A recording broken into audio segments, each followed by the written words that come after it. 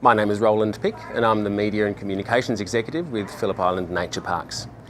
Welcome to the Antarctic journey at the Nobbies, situated at the western end of the Summerland Peninsula here on Phillip Island. The Nobbies Centre has actually been here for many years, but for the last several years we've actually had this unused, fairly derelict space downstairs. It's always been crying out for some kind of development to be able to bring more visitors to the island on a year-round basis.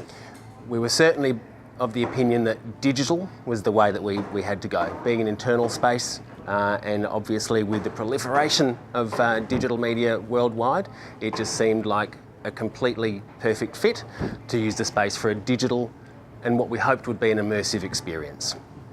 Several years ago we actually started discussions with WWF Australia to give us not only a knowledge base but also access to a recognised and internationally recognised global brand. And WWF being so active in Antarctica, it just seemed an absolutely perfect fit to marry all of those together. So Phillip Island Nature Parks, WWF Australia, telling a story about Antarctica. I'm Bruce Brown from Mental Media. I'm a director of Mental Media and the technical director for the project. We were commissioned to provide turnkey multimedia. The final installation comprises two separate spaces. One is called the lab, the other is the immersive space.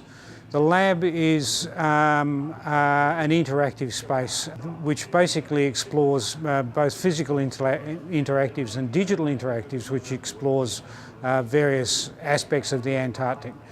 There's a touch table using a Displax capacitive film projected onto the top of the table with a Panasonic projector. There are video microscopes, there's sound effects, various buttons that people can push and things that people can play with to engage, especially for younger people. The immersive space itself is quite different. It comprises 8 large screens, all with HD projection. We had to work with very short throw.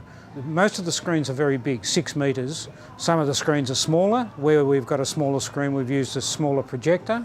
6,000 ANSI lumen for the big projectors, 3,500 ANSI lumen for the smaller projectors. We're projecting at an angle of 10 degrees, leaning forward and leaning backward in some cases. So the geometry was quite challenging and went through several iterations before we could actually squeeze the projectors into the right positions to be able to hit the screens. One of the project partners is the World Wildlife Fund, and one of the imperatives from the beginning was that we create an energy efficient installation. So that automatically led us towards laser projectors. I've been using Panasonic projectors for some time. I find they're quite reliable, cost effective. I have a good relationship with the guys at Panasonic, so I felt comfortable using the product. They also were the only ones with the ultra short throw lens, which we used on 4 of the big screens, so that we could get a big image that people could walk right up to. One of the great results of this investment has been an engagement with visitors to come down at different times of the year to when they normally would.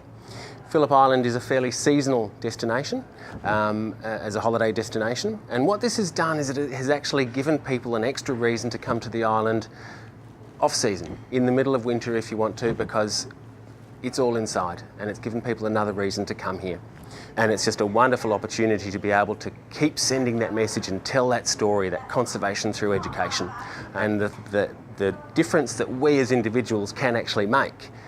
And we can all make a difference. We can actually do something every day to make a difference to the planet.